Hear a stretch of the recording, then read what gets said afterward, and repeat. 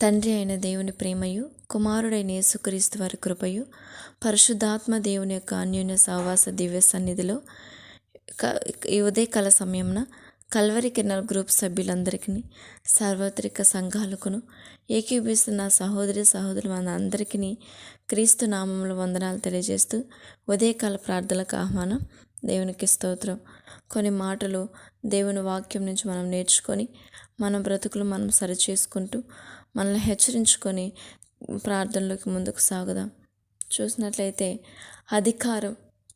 అధికారం అంటే ఒక దానిపైన, కొందరు వ్యక్తులపైన, లేకపోతే ఒక జిల్లా పైన కావచ్చు, ఒక స్టేట్ పైన, ఒక రాష్ట్రం మీద కావచ్చు, ఒక ఊరి మీద కావచ్చు, ఒక పెద్దవాడిగా ఒక గొప్ప వ్యక్తి అయిన వారు నిలబడి, వాళ్ళ ఎన్నిక చేయబడి, వాళ్ళు ఎంచబడి వారందరిపైన అధికారిగా ఉండి, వాళ్ళ అధికారం ఎలా ఉంటుందంటే ఇంకా అందరి మీద వారికి అన్ని యొక్క హక్కులు అంటే వారికి కావాల్సిన అవసరతలు కానీ, వాళ్ళకి కావాల్సిన తీర్పు విషయంలో వాళ్ళు పెద్దగా ఉండి న్యాయం చేసే విధంగా ఉంటారు అధికారులు. వాళ్ళకు సహాయం చేసే విధంగా ఉంటారు అధికారులు. అధికారం పొందుకోవడం అనేది ఈ లోకంలో చూసినట్లయితే మనుషులు అధికారంగా చలామణి చేయడం అనేది అందరికీ చాలా ఇష్టం అన్నమాట. ఒక అధికారిగా ఉండాలన్నా, ఒక పెద్దగా ఉండాలన్నా మనుషులు ఇష్టపడతారు. అలా చేయడానికి, అధికారం పొందడానికి కూడా చాలా ప్రయత్నాలు కూడా చేస్తారు. ఈ లోకంలో చూసినట్లయితే అది రాజకీయంలో కావచ్చు. ఇప్పుడు చూసినట్లయితే ఒక ఎమ్మెల్యేలుగా, ఒక ఎంపీలుగా, ఒక సీఎంలుగా, పిఎంలుగా ఉండడానికి ఎన్నో ప్రయత్నాలు చేస్తున్నారు. ఎన్నో విధాలుగా ఎదుటి వాళ్ళకి సహాయం చేసి, మాకు సహాయం మమ్మల్ని అధికారులుగా మీరు ఎంచుకోండి, మీకు అవి చేస్తాం అని ఆలోచన చేస్తారు మనుషులు. ఆ అధికారానికి ఎంతవరకు ఆ అధికారం ఉంటే వాళ్ళకి ఎంత గొప్ప పేరు వస్తుందో, ఏం కలుగుతుందో ప్రయోజనం అనేది వారికి మాత్రమే తెలుస్తుంది. కానీ ఈ లోకంలో అధికారం పొందడం వల్ల ప్రయోజనం ఎక్కువ ఏమీ ఉండదు. నేను అధికారిని అని చెప్పుకునే ఒక గొప్పతనం తప్ప అంతకుమించి ఏమి ఉండదు. వాళ్ళకంటూ అధికారతనత్వం బట్టి తను గొప్పవాడు అని ఎంచుకోబడతాడు. ఎదుటి వాళ్ళు చూసినప్పుడు వాళ్ళకు భయపడడం జరుగుతుంది, లేకపోతే గౌరవం ఇవ్వాలి, భయంతో కూడిన గౌరవము ఇవ్వాలి అధికారంగా ఉన్న వ్యక్తికి. అయితే మనం క్రీస్తు సంబంధంగా ఆలోచిద్దాము. మనం యోహాను సువార్తలో 1వ అధ్యాయం 12వ వచనంలో తను ఎందరైతే అంగీకరిస్తారో వారందరికీ కూడా తన పిల్లలగుట ఒక అధికారం దేవుడు అనుగ్రహించాడు అని వాక్యం సెలవిస్తున్నది. మొట్టమొదటిగా చూసినట్లయితే తన్ని ఎందరు అంగీకరించరో, అంగీకారం అంటే క్రీస్తునందు విశ్వాసం ఉంచినవారు. మనం చూస్తాం కదండి, రోమిలు రాసిన పత్రికలో, గలతీయుల పత్రికలో దేవుడు వాక్యం సెలవిస్తుంది, యేసు ప్రభు గారిని రక్షకుడని హృదయంలో అంగీకరించి నోటితో ఒప్పుకొని వారిని ఆయన అధికారం ఇచ్చి ఉన్నాడు. తన పిల్లలుగా, తన కుమారుడుగా, తన కుమార్తెగా మార్చబడి ఉన్నారు అని వాక్యం సెలవిస్తున్నది. అంటే ఆయన ఎంత గొప్పవాడని, ఆయన రక్షణ మీదను, ఆయన పొందిన గాయముల చేత మనకిచ్చిన రక్షణ మీదను, విమోచన మీదను నమ్మిక ఉంచి హృదయంలో అంగీకరించిన వారిని ఆయన పిల్లలుగా మార్చుకునే తర్వాత అధికారం ఇస్తాడని రెండో విధంగా చెప్తున్నాడు. అధికారం అంటే మన ప్రభు ఇచ్చిన అధికారమే గొప్ప అధికారం. ఈరోజు మనం అందరం ఈ లోకంలో అధికారులుగా ఉండాలని ఆశపడతారు. కానీ ప్రియ సహోదరులారా, ప్రియ దైవజనమ, మనము క్రీస్తు అనుగ్రహించిన అధికారం పొందడానికి మనం ఆతృత పడాలి, ఆశపడాలి, మనం దాని మీద ఇష్టం చూపించాలి. ఎందుకు అంటే ఈ అధికారం మనల్ని ఏం చేస్తుంది, ఎంతవరకు నడిపించిందంటే, చూడండి ఎటువంటి గొప్ప అధికారం ఇచ్చారంటే, రోమిలు రాసిన పత్రికలో మనం చూసినట్లయితే ఆయనందు విశ్వాసం ఉంచిన వారిని ఆయన నీతిమంతులుగా అధికారం ఇచ్చాడు. నీతిమంతురాలుగా మార్చబడ్డానికి అధికారం ఇచ్చాడు. ఆయన ఎందు విశ్వాసం ఉంచితే నీతిమంతురాల్ని అనే విధంగా అధికారం ఇచ్చాడు దేవుడు. రెండోది చూసినట్లయితే అదే రోమిలు రాసిన 4వ అధ్యాయం చూసినట్లయితే, నిర్దోషిగా ఎవరైతే ఆయన ఎందు విశ్వాసం ఉంచుతున్నారో వారందరినీ వారి పాపంలో, అతిక్రమలు క్షమించి నిర్దోషిగా దేవుడు చేశాడు. మూడవదిగా చూసినట్లయితే నిత్య జీవం. చూడండి, పాపం వల్ల జీతము మరణమైతే క్రీస్తేసు యొక్క రక్షకుని ద్వారా ఆయన యందు విశ్వాసం ఉంచుట ద్వారా మనకు వచ్చేది ఏం జీవం తెలుసండి? శాశ్వత జీవం, నిత్య జీవితం కదండి. ఈ లోకంలో అధికారులు ఉంటే కొంత జీతం రావచ్చు, కానీ క్రీస్తులో మనకు దేవుడు ఏమి అధికారం ఇచ్చారు తెలుసా? నిత్య జీవం. ఎఫెసీయులకు రాసిన పత్రికలు అయితే పాప విముక్తి కలిగించాడు కదండి. అంటే చూడండి, ఎంతటి మీద దేవుడు మనకు అధికారం ఇచ్చాడు.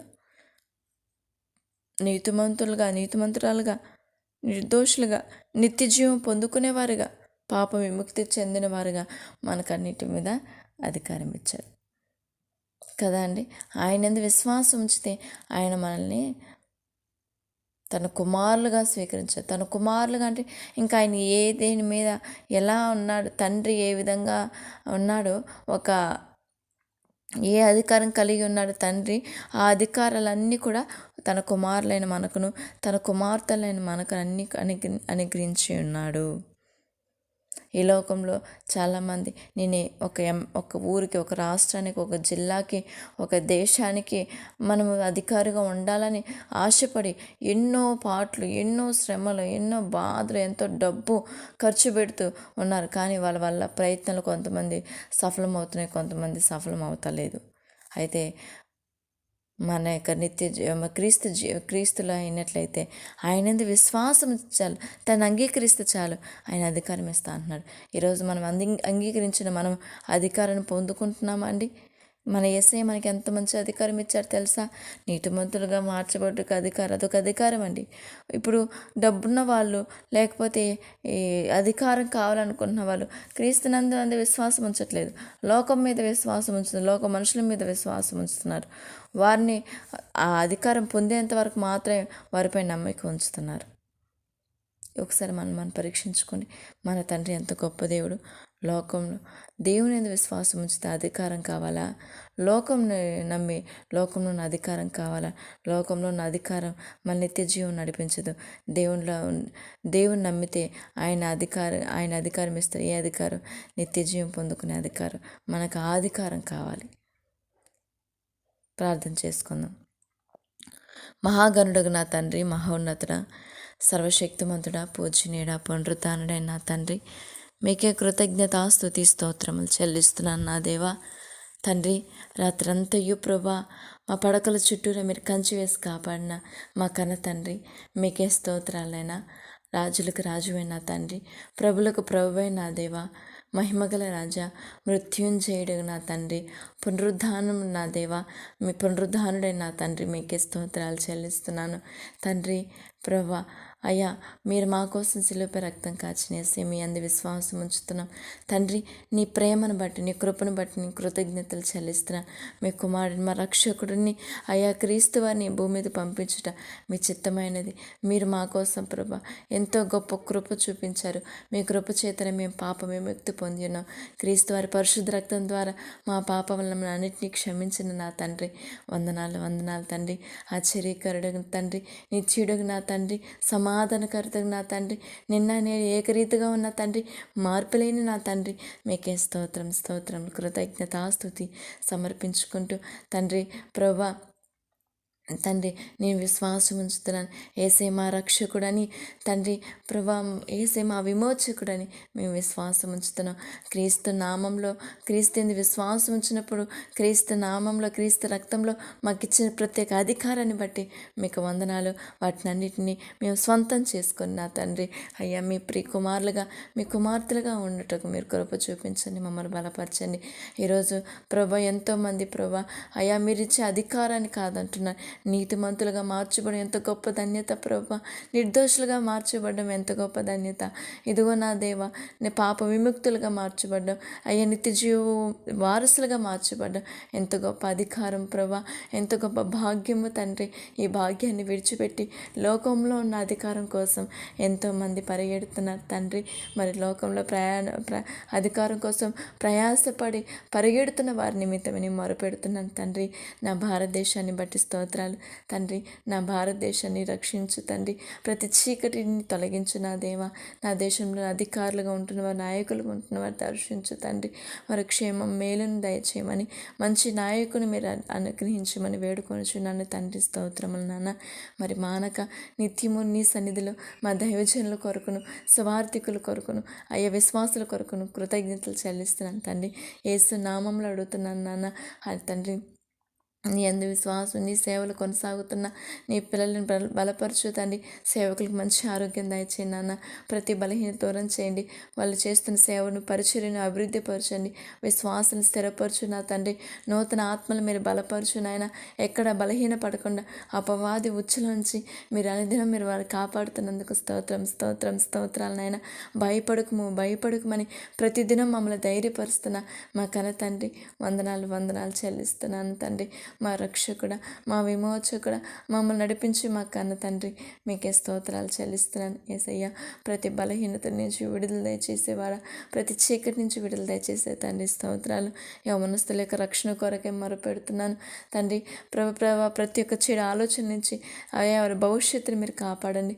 రాగల దినాల్లో, భవిష్యత్ కాలాల్లో నీ నామానికి మహిమకరంగా తండ్రి, నీ చిత్తం చేయవరగా, నీ చిత్తం పరలోక రాజ్యంలో ఏ విధంగా జరుగుతున్నదో ఈ భూమి మీద నీ పిల్లల ద్వారా సంపూర్ణంగా జరిగి నీకు మహిమ కలిగే విధంగా మీరు కృప చూపించండి. యవనస్తులు మీరు లేపమని వేడుకొంచున్నాను తండ్రి. మీకే స్తోత్రాలు నాన్న. తండ్రి, ప్రతి కుటుంబంలో శాంతిని, సమాధానాన్ని బట్టి స్తోత్రములు తండ్రి. నాన్న, ఇలాంటి దినాలు నా ఇరుగు కుటుంబాలు, నా బంధుమిత్రుల కుటుంబాలు, నా స్నేహితుల కుటుంబాలు, అయా మా ఆత్మీయుల కుటుంబాలను బట్టి స్తుతిస్తున్నాను ప్రభా. విశ్వాసుల కుటుంబాలను బట్టి కూడా వందనాలు నైనా.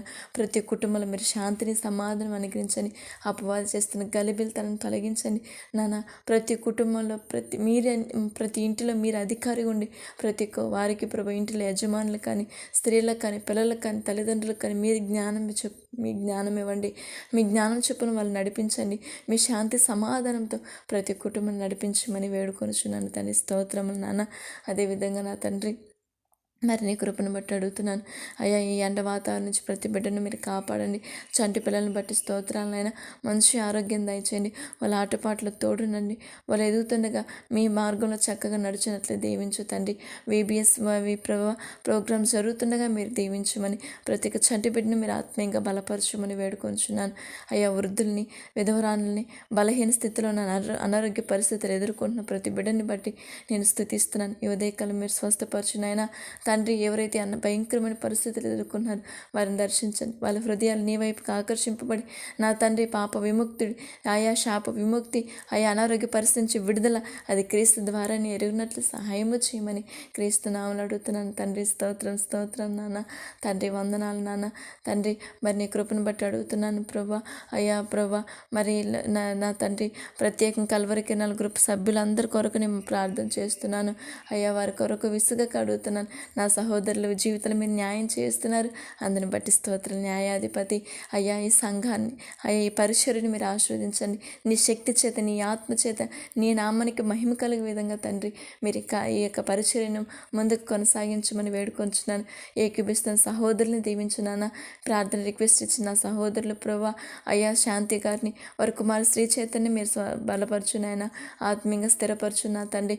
యవ్వన కాలంలో తన యవ్వనం బట్టి ప్రభా అయ్యా ప్రభా అతిశయపడక తన నీ చిత్తం చేయవాడుగా బలపరచునైనా మీకే స్తోత్రాలు చెల్లిస్తున్నాను. సత్యవతి గారి కుమారులు కూడా అయ్యా, వాళ్ళ పిల్లలను కూడా మీరు దీవించండి. తల్లి కూడా మీరు ఆత్మీయంగా బలపరచండి.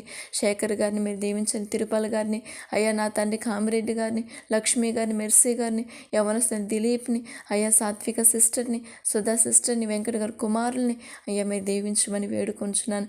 ప్రతి ఒక్కరి పట్ల చిత్తం నెరవేర్చండి. వాళ్ళ కుటుంబంలో మీరు శాంతిని, సమాధానం అనుగ్రహించి మీరు మహిమ పొందుకోమని వేడుకొనుచున్నాను తండ్రి.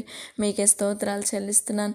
అదేవిధంగా నాయన ఆశీర్వాదం అయ్యగారిని బట్టి స్తుతిస్తున్నాను ప్రభా. నా తండ్రి ప్రభా అయ్యగారు కుటుంబాన్ని దీవించండి. వారు 3వ కుమార్తె యొక్క చదువు విషయమే మీరు కృప చూపించండి. అయ్యగారు కూడా మంచి ఆరోగ్యం దయచేయండి.